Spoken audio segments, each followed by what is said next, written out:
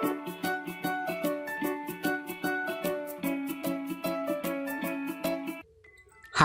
I'm Kaviraj from scoringtarget.com.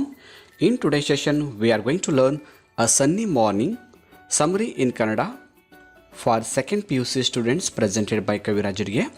ಆತ್ಮೀಯ ವಿದ್ಯಾರ್ಥಿಗಳೇ, ತಮ್ಮೆಲ್ಲರಿಗೂ ಇವತ್ತಿನ ತರಗತಿಗೆ ಸ್ವಾಗತ ಬಯಸ್ತಾ ಇವತ್ತಿನ ತರಗತಿಯಲ್ಲಿ ನಾವು ದ್ವಿತೀಯ PUC ವರ್ಷದ ವಿದ್ಯಾರ್ಥಿಗಳಿಗಾಗಿ ಅ ಸನ್ನಿ ಮಾರ್ನಿಂಗ್ ಅಂತಕ್ಕಂಥ ಚೆನ್ನಾಗಿ ಕಲಿತಾ ಇದ್ವಿ. ಈಗಾಗಲೇ PUC ಸೆಕೆಂಡ್ ಇಯರ್ ವಿದ್ಯಾರ್ಥಿಗಳಿಗಾಗಿ ಸಾಕಷ್ಟು ವೀಡಿಯೋಗಳನ್ನ ಮಾಡಿದ್ದೀನಿ. ಆ ಎಲ್ಲ ವೀಡಿಯೋಗಳನ್ನ ನೋಡಬೇಕಂದ್ರೆ ಅದರ ಲಿಂಕನ್ನು ಕಾಮೆಂಟ್ ಬಾಕ್ಸಲ್ಲಿ ಹಾಕಿರ್ತೀನಿ, ಸೊ ನೋಡ್ಬೋದು. ಇವತ್ತು ನಾವು ಕಲಿತಾ ಇರೋದು ಅ ಸನ್ನಿ ಮಾರ್ನಿಂಗ್ ಅಂತಕ್ಕಂಥ ಸಾರಾಂಶ. A sunny morning is a short story, one act play written by Serafin and Joaquin Altarage Quintero. It is a romantic comedy which presents the story of Don Gonzalo and Donna Lara, who loved each other in their youth but were forced to separate in life. A Sunny Morning ಅಂತಕ್ಕಂಥ ಒಂದು ಏಕಾಂತ ನಾಟಕವನ್ನು ಬರೆದವರು ಸೆರಾಫಿನ್ ಮತ್ತು ಜೋಕಿನ್ ಅವರು ಬರೆದಿದ್ದಾರೆ. So ಈ ಒಂದು ನಾಟಕದಲ್ಲಿ ನಾವು ಪ್ರಮುಖವಾಗಿ ಒಂದು ರೊಮ್ಯಾಂಟಿಕ್ ಕಾಮಿಡಿಯನ್ನು ನೋಡ್ತಾ ಇದ್ವಿ. ಸ್ಪೆಷಲಾಗಿ ಡಾನ್ ಗೊಂಜಾಲೋ ಮತ್ತು ಡೋನಾ ಲಾರಾ ಇವರಿಬ್ಬರ ಒಂದು ಪ್ರೇಮ ಪ್ರಣಯದ ಕಥೆ ಈ ಕವನದಲ್ಲಿ ಸಾಗುತ್ತೆ. ಜೊತೆಗೆ ಅವರು ಇಷ್ಟು ಪ್ರೀತಿ ಮಾಡಿದರೂ ಕೂಡ ಕೊನೆಗೆ ಅವರ ಪ್ರೀತಿ ಒಂದಾಗೋದಿಲ್ಲ, ಅವರು ಇಬ್ಬರು ಒಂದಾಗೋಕ್ಕೆ ಸಾಧ್ಯ ಆಗೋದಿಲ್ಲ. ಕೊನೆಗೆ ಅವರ ಒಂದು ಪ್ರೇಮದಲ್ಲಿ ಬ್ರೇಕಪ್ ಆಗುತ್ತೆ. ಸೊ ಈ ಒಂದು ಮಧ್ಯದಲ್ಲಿ ಅವರ ಮಧ್ಯೆ ಯಾವ ಥರ ಸಂಭಾಷಣೆ ಆಗುತ್ತೆ ಅನ್ನೋದೇ ಇವತ್ತಿನ ಈ ಪಾಠ. Okay, let's continue. On a sunny autumn morning in a corner of a park in Madrid, Donna Lara, white-haired lady of about 70, is feeding pigeons in the park. Atom ಅಂದರೆ ಇಲ್ಲಿ ಅಟಮ್ ಅಂದ್ರೇನು, ಋತು ಅಂತ ಕಾಮನ್ ಹೇಳ್ತೀವಿ ನಾವು ಕನ್ನಡದಲ್ಲಿ, ಶರತ್ ಋತು. S, ಈ ಶರತ್ ಋತುವಿನ ಒಂದು ದಿವಸ ಮುಂಜಾನೆ ಏನಾಗುತ್ತೆ ಅಂದರೆ ಒಂದು ಪಾರ್ಕ್ನ ಮೂಲೆಯಲ್ಲಿ, ಈ ಮ್ಯಾಡ್ರಿಡ್ ಅಂತಕ್ಕಂಥ ಒಂದು ಪಾರ್ಕ್ನ ಮೂಲೆಯಲ್ಲಿ ಈ ಡೋನಾ ಲಾರಾ ಅಂತಕ್ಕಂಥ ಬಿಳಿ ಕೂದಲಿನ ಒಂದು ವಯಸ್ಸಾದ ಅಂದರೆ 70 ವರ್ಷ ವಯಸ್ಸಿನ ಹೆಣ್ಣುಮಗಳು ಏನು ಮಾಡ್ತಾ ಇದ್ದಾಳೆ, ಅಲ್ಲಿರ್ತಕ್ಕಂಥ ಪೈಗನ್ಸ್ ಅಂದರೆ ಅಲ್ಲಿರ್ತಕ್ಕಂಥ ಆ ಒಂದು ಪಾರಿವಾಳಗಳಿಗೆ ಅವಳು ಕಾಳುಗಳನ್ನ ಹಾಕ್ತಾ ಅಲ್ಲಿ ಪಾರ್ಕ್ನಲ್ಲಿ ಕೂತ್ಕೊಂಡಿರ್ತಾಳೆ. Don Gonzalo gentlemen of 70 winters. So ಈಗ ನಮ್ಗೆ ಗೊತ್ತಾಯಿತು, ಡೋನಾ ಲಾರಾ ಈ 70 ವರ್ಷದ ಒಂದು ಹೆಣ್ಮಗಳು ಇರ್ತಾಳೆ. ಆಮೇಲೆ ಡಾನ್ ಗೊಂಜಾಲೋ ಅಂತಕ್ಕಂಥ ಒಬ್ಬ ವ್ಯಕ್ತಿ, ಈತ ಕೂಡ 70 ವರ್ಷದ ವ್ಯಕ್ತಿಯಾಗಿರ್ತಾನೆ. Their servants Peter, Donna Lara's mate, and Junito, a Don Gonzalo's servant, came and go nearby. So ಈ ಥರ ಅಲ್ಲಿ ಇಬ್ಬರು ಅಲ್ಲಿ ಪಾರ್ಕಿನ ಹತ್ರ ಕೂತಿರ್ತಾರೆ. ಸೊ ಕೂತಾಗ ಏನಾಗುತ್ತೆ, ಅಲ್ಲಿ ಇಬ್ಬರು ಜನ ಸೇವಕರು ಅಲ್ಲಿಂದ ಅವ್ರ ಮುಂದ್ಗಡೆಯಿಂದ ಹೋಗ್ತಾರೆ. ಸೊ ಅವ್ರು ಯಾರಂದರೆ ಡೊನಾ ಲಾರಾ ಅವರ ಒಂದು ಸರ್ವೆಂಟ್ ಇರ್ತಾರೆ ಅಲ್ಲಿ, ಪೆಟ್ರಾ. ಹೌದಾ, ಈ ಪೆಟ್ರಾ ಅಂತಕ್ಕಂಥದ್ದು ಇವಳು ಯಾರಂದರೆ ಡೊನಾ ಲಾರಂದು ಸರ್ವೆಂಟ್ ಇರ್ತಾಳೆ. ಇನ್ನು ಅವಳ ಜೊತೆಗೆ ಇನ್ನೊಬ್ರು ಯಾರು ಸರ್ವೆಂಟ್ ಇರ್ತಾರೆ ಅಂದರೆ ಡಾನ್ ಗೊಂಜಾಲೋ ಅವರ ಒಂದು ಸರ್ವೆಂಟ್ ಇರ್ತಾನೆ, ಅವನ ಹೆಸರು ಜುನಿಟೋ. ಸೊ ಅವರಿಬ್ಬರು ಸರ್ವೆಂಟ್ಗಳು ಅಲ್ಲಿಂದ ಹೋಗ್ತಾ ಇರ್ತಾರೆ, ಇವರಿಬ್ಬರು ಇಲ್ಲೇ ನಿಂತ್ಕೊಂಡಿರ್ತಾರೆ. ಇಷ್ಟು ಸೀನನ್ನು ನಾವು ಈ ಒಂದು ಪಾರ್ಕ್ನಲ್ಲಿ ಕಾಣ್ತೀವಿ. The conversation between the 2 70-year-olds begins sarcastically with each accusing the other of occupying their private space.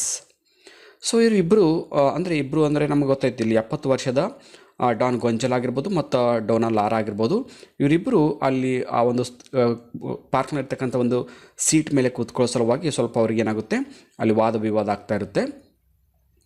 Don Gonzalo complains that the priest have taken his bench and says Dona Laura is a senile old lady. Senile old lady ಅಂದರೆ senile ಅಂದರೆ ವಯಸ್ಸಾದಂಥದ್ದು ಅಂತ ಅರ್ಥ.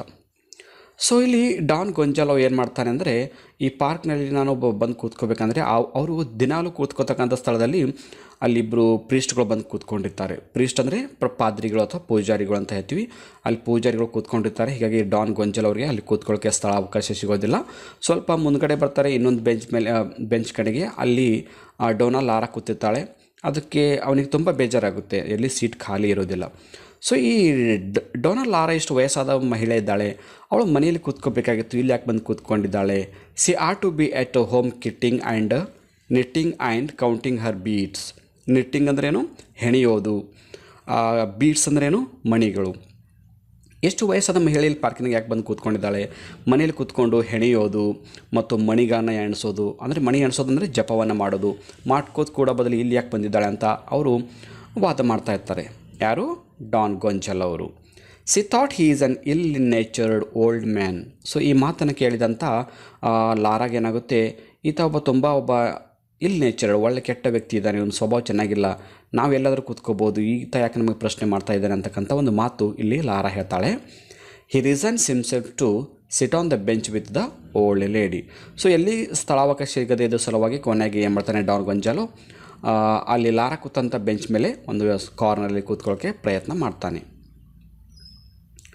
A pinch of snuff helps to clear their heads, and they find something in common with the alternating sneezing of 3 times each. So ಅವರಿಬ್ಬರ ಮಧ್ಯೆ ಹಲವಾರು ಹಾಸ್ಯಗಳಾಗುತ್ತೆ. ಅಂದರೆ ಈ ನಮ್ಮ ಡಾನ್ ಗೊಂಜಲ್ ಅವರು ಶೂಸನ್ನು ಕರ್ಚಿಫ್ದಿಂದ ಒರೆಸ್ಕೋ ಟೈಮಲ್ಲಿ ಆಗಿರ್ಬೋದು, ಅಥವಾ ಅಲ್ಲಿರ್ತಕ್ಕಂಥ ಒಂದು ಪಾರಿವಾಳಗಳಿಗೆ ಹೆದರಿಸಿದಾಗಿರ್ಬೋದು. ಸೊ ಈ ಒಂದು ಮಾತುಕತೆ ಮಧ್ಯೆ ಇಬ್ಬರ ಮಧ್ಯೆ ಸಾಕಷ್ಟು ತಮಾಷೆಯ ಮಾತುಗಳು ಆಗುತ್ತೆ. ಸೊ ಆನಂತರ ಏನಾಗುತ್ತೆ, ಇಬ್ಬರ ಮಧ್ಯೆ ಹೀಗೆ ಜಗಳ ಆಗ್ತಿರ್ಬೇಕಾದ್ರೆ ಕೊನೆಗೆ ಈ ನಮ್ಮ ಡಾನ್ ಗೊಂಜಲ್ ಅವರು ಏನು ಮಾಡ್ತಾರೆ, ತಮ್ಮ ಹತ್ತಿರ ಇರ್ತಕ್ಕಂಥ ನಶೆಯನ್ನು ತೆಗೆದುಕೊಡ್ತಾರೆ. ಸ್ನಫ್ ಅಂದ್ರೇನು ನಶೆ. ನಾವು ಕಾಮನಾಗಿ ನಾಶಿ ಅಂತ ಹೇಳ್ತೀವಿ. ಹಳ್ಳಿಯಲ್ಲೆಲ್ಲ ಹೆಣ್ಮಕ್ಕಳು ವಯಸ್ಸಾದವರು ನಾಶಿಯನ್ನು ಯೂಸ್ ಮಾಡ್ತಿದ್ದಾರಲ್ಲ, ಸೊ ಅಂಥ ನಾಶಿಯನ್ನು ಕೊಡ್ತಾರೆ. ಅವರು ಕೊಟ್ಟಾಗ ಇಬ್ಬರು ತಲೆ ಕೂಡ ಕ್ಲಿಯರ್ ಆಗುತ್ತೆ. ಅಂದರೆ ಇಬ್ಬರ ಮಧ್ಯೆ ಇರ್ತಕ್ಕಂಥ ವಾದ ವಿವಾದ ಸ್ವಲ್ಪ ಕಡಿಮೆಯಾಗಿ ಇಬ್ಬರು ಕ್ಲೋಸ್ ಆಗ್ತಾರೆ. And they find something in common with alternating sneezes of 3 times each. ಇಬ್ಬರಿಗೂ ಕೂಡ 3 times ಸ್ನೀಜ್ ಆಗುತ್ತೆ. ಸ್ನೀಜ್ ಅಂದ್ರೇನು, ಸೀನೋದು. ಇಬ್ಬರಿಗೂ ಕೂಡ 3 times ಸೇಮ್ ಆಗಿ ಸೀನ್ ಬರುತ್ತೆ. ಸೊ ಅವರಿಬ್ಬರು ಸರ್ಪ್ರೈಸ್ ಪಡ್ತಾರೆ, ಯಾಕೆ ನಮ್ಮ ಇಬ್ಬರ ಸೀನು ಸೇಮ್ ಟೈಮ್ ರಿಪೀಟ್ ಆಗ್ತಾ ಇದೆ ಅಂತ. ಅಲ್ಲೇನೋ ಒಂದು ಸಾಮ್ಯತೆ ಕಂಡು ಬರುತ್ತೆ. Dona Laura confides to the audience, the snuff has made peace between us.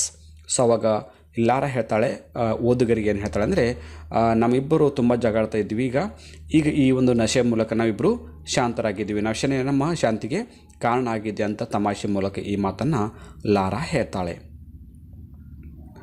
They begin to iron back and forth in a friendlier manner. So ಅಲ್ಲಿ ಅಕ್ಕಪಕ್ಕದಲ್ಲಿ ಇಬ್ಬರು ಕೂತ್ಕೋತಾರೆ. ಒಂದು ಕಡೆ ಲಾರಾ ಕೂತ್ಕೋತಾಳೆ, ಒಂದು ಕಡೆ ಡಾನ್ ಗೊಂಜಲ್ ಅವರು ಕೂತ್ಕೋತಾರೆ. ಸೊ ಇಬ್ಬರ ಮಧ್ಯೆ ಹಲವಾರು ಒಂದು ವ್ಯಂಗ್ಯಮಯ ಮಾತುಗಳು, ಒಂದು ತಮಾಷೆಯ ಮಾತುಗಳು ನಡೆಯುತ್ತೆ. ದೆನ್ ಡಾನ್ ಗೊಂಜಲ್ ಅವರು reads out aloud from a book of poems. So Don Gonzalo ಅವರು ತಮ್ಮ ಹತ್ತಿರ ಇರ್ತಕ್ಕಂಥ ಒಂದು ಪುಸ್ತಕವನ್ನು ತೆಗೆದುಕೊಂಡು ಆ ಪುಸ್ತಕದ ಕವನಗಳನ್ನ ಜೋರಾಗಿ ಓದ್ತಾ ಇರ್ತಾರೆ. As they converse, Gonzalo says that he is from Valencia, and to his surprise, Lara reveals that she is from Marsella, where she lived in villa. Villa ಅಂದರೆ ಒಂದು ದೊಡ್ಡ ಬಂಗಲೆ ಅಂತ ಅರ್ಥ ಕೊಡುತ್ತೆ. ಸೊ ಇಬ್ಬರ ಮಧ್ಯೆ ಮಾತುಕತೆ ನಡೆಯೋ ಟೈಮಲ್ಲಿ ಡಾನ್ ಗೊಂಜಲ್ ಅವರು ಹೇಳ್ತಾರೆ,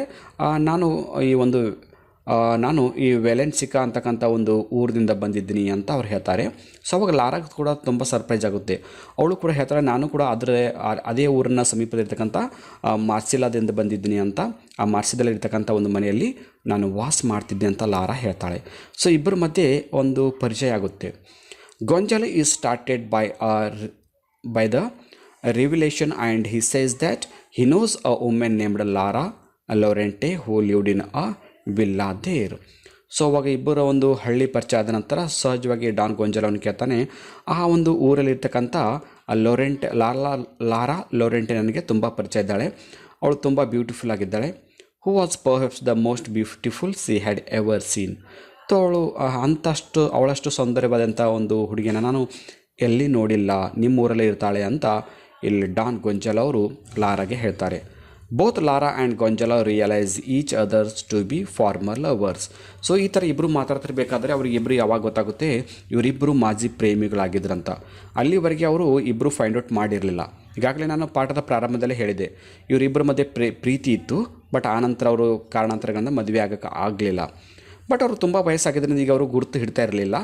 ಈಗ ಅವರಿಗೆ ಒಬ್ರಿಗೊಬ್ರಿಗೆ ಅರ್ಥ ಆಯಿತು ನಾವಿಬ್ಬರು ಮಾಜಿ ಪ್ರೇಮಿಗಳು ಅಂತ. ಬಟ್ ಅವರು ಅದನ್ನು ತೋರಿಸ್ಕೊಳ್ಳಿಲ್ಲ. But they pretend not to reveal their identities. ಅವರಿಬ್ಬರು ತಾವು ಲವರ್ ಅಂತ ಗೊತ್ತಾದರೂ ಕೂಡ ಅದನ್ನು ತೋರಿಸ್ಕೊಳ್ಳೋಕ್ಕೆ ಪ್ರಯತ್ನ ಮಾಡಲಿಲ್ಲ. In her youthful days, Dona Laura was known in her locality as the silver maiden. So ಅವ್ರು ಹೇಳ್ತಾರೆ, ಡೋನಾ ಲಾರಾನು ಅವಳು ಆ ಒಂದು ಹಳ್ಳಿಯಲ್ಲಿ ಸಿಲ್ವರ್ ಮೇಡನ್ ಅಂತ ಕರಿತಾ ಇದ್ರು ಅವಳನ್ನು, ಯಾಕಂದರೆ ಅಷ್ಟು ಸುಂದರವಾಗಿದ್ದರು. She was fair as lily ಅಂದರೆ ನೈದಿಲೆ ಹೂವು. ಅವಳು ನೈದಿಲೆ ಹೂವಿನಷ್ಟು ಕೋಮಲವಾಗಿದ್ದಳು, ಸುಂದರವಾಗಿದ್ದಳು. She was in love with Gonzalo. So ಅವಳು ಈ ಗೊಂಜಾಲನ ಜೊತೆ ಪ್ರೀತಿಯನ್ನು ಮಾಡ್ತಿದ್ದಳು.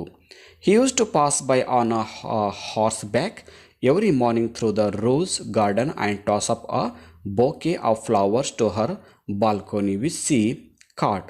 ಸೊ ಈ ಥರ ಅವರಿಬ್ಬರ ಮಧ್ಯೆ ಪ್ರೀತಿ ಆಗುತ್ತೆ ಅಂತ ಅವರಲ್ಲಿ ಡೀಟೇಲ್ ಆಗಿ ಹೇಳ್ತಾ ಇದ್ದಾರೆ. ಡೋನಾ ಲಾರಾ ಮತ್ತು ಈ ಡಾನ್ ಗೊಂಜಾಲೋ ಮಧ್ಯೆ ಪ್ರೀತಿಯಾಗಿರುತ್ತೆ. ಮೊದಲು ಅವರ ಪ್ರೀತಿ ಮಾಡ್ತಾ ಇರ್ತಾರೆ.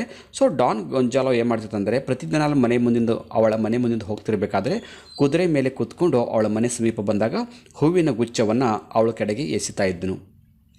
On his way back in the afternoon she would toss the flower back to him. ಇನ್ನು ಆತ ತನ್ನ ಕರ್ತವ್ಯನ ಮುಗಿಸ್ಕೊಂಡು ವಾಪಸ್ ಬರೋ ಟೈಮಲ್ಲಿ ಇವಳು ಮತ್ತೊಂದು ಹೂವಿನ ಗುಚ್ಛವನ್ನು ಅವನಿಗೆ ಎಸಿತಾ ಇದ್ದರು. ಈ ಥರ ಪ್ರತಿದಿನ ಅವರು ಹೂವಿನ ಗುಚ್ಛವನ್ನು ಎಕ್ಸ್ಚೇಂಜ್ ಮಾಡ್ತಿದ್ರು. ಅಷ್ಟರ ಮಟ್ಟಿನ ಒಂದು ಆತ್ಮೀಯವಾದ ಪ್ರೀತಿ ಈ ಲಾರಾ ಮತ್ತು ಡಾನ್ ಗೊಂಜಾಲೋ ಅವ್ರ ಮಧ್ಯೆ ಇತ್ತು ಅಂತ ನಮಗಿಲ್ಲಿ ಅಂದರೆ ಇಲ್ಲಿ ಫ್ಲ್ಯಾಶ್ ಬ್ಯಾಕ್ ಗೊತ್ತಾಗುತ್ತೆ. ಅವರು ಇಲ್ಲಿವರೆಗೆ ಮಾಜಿ ಪ್ರೇಮಿಗಳು ಅಂತ ಗೊತ್ತಿದ್ದರು. ಸೊ ನಮಗೆ ಲೇಖಕರು ಏನು ಮಾಡ್ತಾರೆ, ಸೊ ಅವರ ಪ್ರೀತಿ ಹೇಗಿತ್ತು ಅನ್ನೋದನ್ನು ಸ್ವಲ್ಪ ಇಲ್ಲಿ ಫ್ಲ್ಯಾಶ್ ಬ್ಯಾಕನ್ನು ಕೊಟ್ಟಿದ್ದನ್ನು ನಾವು ಕಾಣ್ತಾ ಇದ್ವಿ. But Laura's parents wanted to marry her off to a merchant whom she disliked. But ಇವರಿಬ್ಬರ ಮಧ್ಯೆ ಪ್ರೀತಿ ಯಾಕೆ ಮುರಿದು ಬೀಳುತ್ತೆ ಅಂದರೆ ಈ ಲಾರನ್ ಮನೆಯಲ್ಲಿ ಅವರ ತಂದೆ ತಾಯಿಗಳು ಏನು ಮಾಡ್ತಾರೆ, ಒಬ್ಬ ವ್ಯಾಪಾರಿಯನ್ನು ಕೊಟ್ಟು ಮದುವೆ ಮಾಡಬೇಕು, ಒಬ್ಬ ಶ್ರೀಮಂತ ವ್ಯಾಪಾರಿಯನ್ನು ಕೊಟ್ಟವಳನ್ನು ಮದುವೆ ಮಾಡಬೇಕಂತ ಬಯಸ್ತಾ ಇದ್ದರು. ಹೀಗಾಗಿ ಅವನು ಈ ಡಾನ್ ಗೊಂಜಾಲೋಗೆ ಮದುವೆ ಮಾಡ್ಕೊಳ್ಳೋಕ್ಕೆ ಪರ್ಮಿಷನ್ ಕೊಡಲಿಲ್ಲ. One day there was a quarrel between Gonzalo and the merchant. So ಇದೇ ಥರ ಏನಾಗುತ್ತೆ, ಈ ಗೊಂಜಾಲೋ ಒಂದು ದಿವಸ ತನ್ನ ಪ್ರೇಮಿಯಾದ ಈ ಲಾರಾಗೆ ಭೇಟಿಯಾಗಿ ಬಂದಾಗ ಅಲ್ಲಿ ಆ ಮರ್ಚೆಂಟ್ ಕೂಡ ಬಂದಿರ್ತಾನೆ. ಸೊ ಈ ಡಾನ್ ಗೊಂಜಾಲೋ ಮತ್ತು ಮರ್ಚೆಂಟ್ ಮಧ್ಯೆ ಜಗಳ ಆಗುತ್ತೆ. ತುಂಬ ಒಂದು ಘಟನೆ, ತುಂಬ ಭಯಂಕರವಾದ ಘಟನೆ ನಡೆಯುತ್ತೆ. After that the young man fled from his home town to Seville and then to Madrid. So ಅವಾಗ ಈ ಡಾನ್ ಗೊಂಜಾಲೋ ಏನು ಮಾಡ್ತಾನೆ, ಇಷ್ಟು ಜಗಳ ಆದ ನಂತರ ನಾನು ಈ ಊರಲ್ಲಿ ಇರೋದು ಸರಿಯಲ್ಲ, ಇದು ತುಂಬ ಅಪಾಯಕಾರಿ ಅಂದ್ಕೊಂಡು ಏನು ಮಾಡ್ತಾನೆ, ಆ ಊರನ್ನು ಬಿಟ್ಟು ಪಲಾಯನಗೈತಾನೆ. ಸೆವಿಲ್ಗೆ ಹೋಗ್ತಾನೆ, ಆನಂತರ ಮ್ಯಾಡ್ರಿಡ್ಗೆ ಹೋಗ್ತಾನೆ. Even though he try to communicate with Laura through letters, all attempts failed. So ಊರು ಬಿಟ್ಟು ಹೋದರೂ ಕೂಡ ತನ್ನ ಪ್ರೇಮಿಯನ್ನು ಆತ ಮರಿಲಿಲ್ಲ. ಹಲವಾರು ಪತ್ರಗಳನ್ನ ಲಾರಾಗೆ ಬರಿತಾನೆ. ಬಟ್ ಎಷ್ಟೋ ಲೆಟರ್ಗಳು ಬರೆದ್ರೂ ಕೂಡ ಅವಳಿಗೆ ತಲುಪಿಸೋಕ್ಕೆ ಆಗಲಿಲ್ಲ. ಅವರಿಬ್ಬರ ಮಧ್ಯೆ ಪ್ರೀತಿ ಹೀಗೆ ದೂರ ಆಗ್ತಾ ಹೋಗುತ್ತೆ. Okay, now Lara and Gonzalo told stories of their own death. So ಇಷ್ಟೆಲ್ಲ ಒಂದು ಫ್ಲ್ಯಾಶ್ ಬ್ಯಾಕನ್ನು ನೋಡಿದ್ವಿ. ಲಾರಾ ಮತ್ತು ಡಾನ್ ಗೊಂಜಾಲೋ ಈಗಾಗಲೇ ಪಾರ್ಕ್ನಲ್ಲಿ ಕೂತ್ಕೊಂಡಿದ್ದಾರೆ. 70 ವರ್ಷ ವಯಸ್ಸಾಗಿದ್ದವರಿಬ್ಬರಿಗೂ ಅವರಿಬ್ಬರ ಹಳೆಯ ಪ್ರೀತಿ, ಅವರ ಪ್ರೇಮ, ಅವರ ಪ್ರಣಯದ ದಿನಗಳೆಲ್ಲ ನೆನಪಿಸ್ಕೊತಾ ಇದ್ದಾರೆ. ಬಟ್ ಅವರಿಬ್ಬರಿಗೆ ಗೊತ್ತಾಗಿದೆ ಒಬ್ರಿಗೊಬ್ರು ನಾವು ಪ್ರೀತಿ ಮಾಡಿದವ್ರು ಇದ್ದೀವಿ ಅಂತ. ಸೊ ಅವರು ತೋರಿಸ್ಕೊಳ್ತಕ್ಕಂಥ ಪ್ರಯತ್ನ ಮಾಡಲಿಲ್ಲ. ಬಟ್ ಅವರು ಅದನ್ನು ಬಚ್ಚಿಡೋ ಸಲುವಾಗಿ ಇಬ್ಬರು ಬೇರೆ ಬೇರೆ ಕಥೆಗಳನ್ನು ಹೇಳ್ತಾರೆ. ಸೊ ಏನು ಹೇಳ್ತಾರೆ ಅಂತ ನಾವೀಗ ನೋಡೋಣ. Then Gonzalo joined the army and went to Africa where he met with a glorious death. So ಆಮೇಲೆ ಹೇಳ್ತಾರೆ, ಈ ಡಾನ್ ಗೊಂಜಾಲೋ ಅಂತಕ್ಕಂಥ ವ್ಯಕ್ತಿ ತನ್ನ ಪ್ರೀತಿ ಸಕ್ಸಸ್ ಆಗದೇ ಇದ್ದ ಸಲುವಾಗಿ ಏನು ಮಾಡ್ತಾನೆ, ಆಫ್ರಿಕಾಕ್ಕೆ ಹೋಗ್ತಾನೆ. ಆಮೇಲೆ ಆ ಸೈನ್ಯವನ್ನು ಸೇರ್ಕೋತಾನೆ. ಆಮೇಲೆ ಆತ ಅಲ್ಲೇ ನಿಧನವನ್ನು ಹೊಂದುತ್ತಾನೆ ಅಂತ ಹೇಳ್ತಾರೆ. ಇದೆಲ್ಲ ಡಾನ್ ಗೊಂಜಾಲೋ ತನ್ನ ಕಥೆಯನ್ನು ಹೇಳ್ತಾನೆ.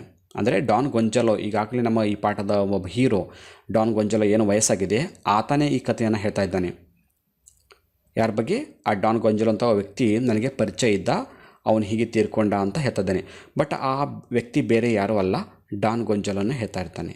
The old Laura says that she knows that woman and she was her friend.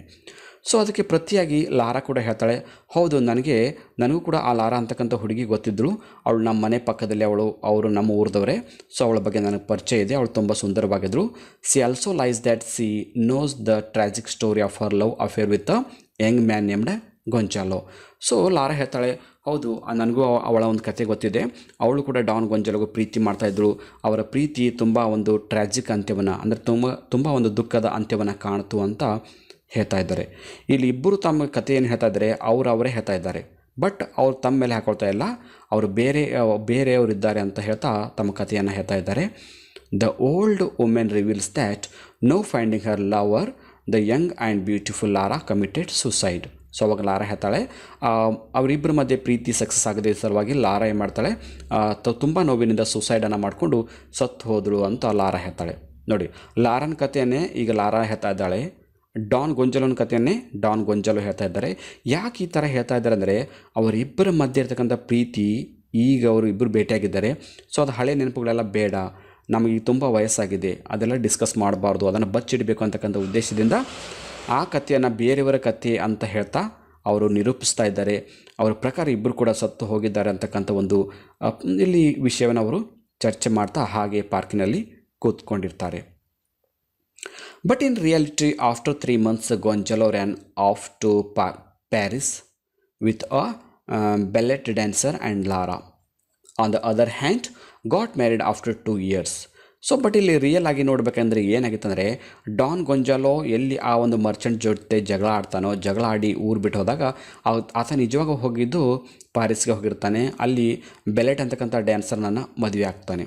ಅದು ಯಾವಾಗಂದರೆ 3 ತಿಂಗಳ, ಇವರಿಬ್ಬರ ಮಧ್ಯೆ ಬ್ರೇಕಪ್ ಆದ ನಂತರ 3 ತಿಂಗಳ ನಂತರ ಇಲ್ಲಿ ಡಾನ್ ಗೊಂಜಾಲೋ ಡ್ಯಾನ್ಸರ್ಗೆ ಮದುವೆ ಆಗ್ತಾನೆ.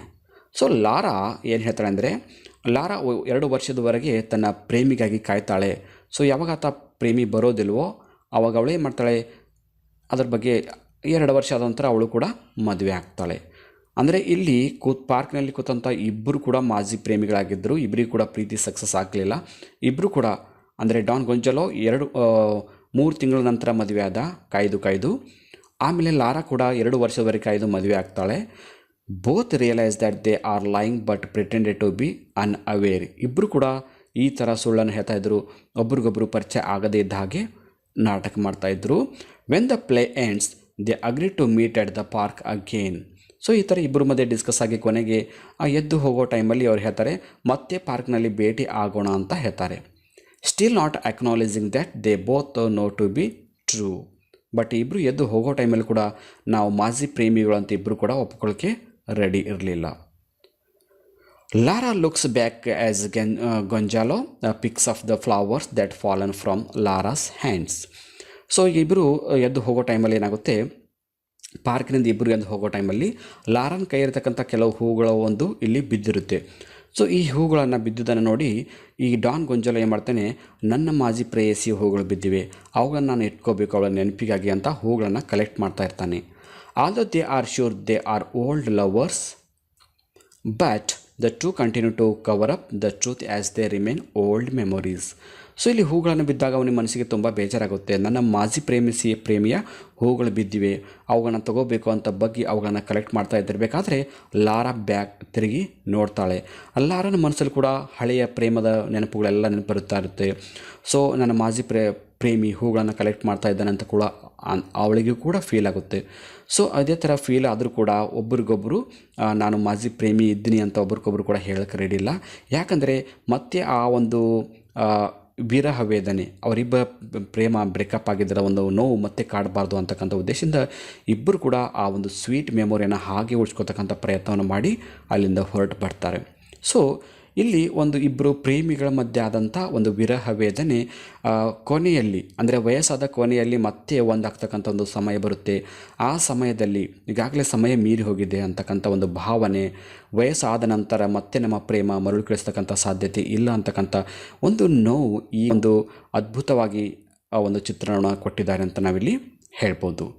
ಸೊ ಆತ್ಮೀಯ ವಿದ್ಯಾರ್ಥಿಗಳ ಇಲ್ಲಿವರೆಗೆ ನಾವು ಈ ಒಂದು ಸ್ಟೋರಿ ಇಲ್ಲದ ನಮಗಿದು ನಾಟಕ ರೂಪದಲ್ಲಿದೆ.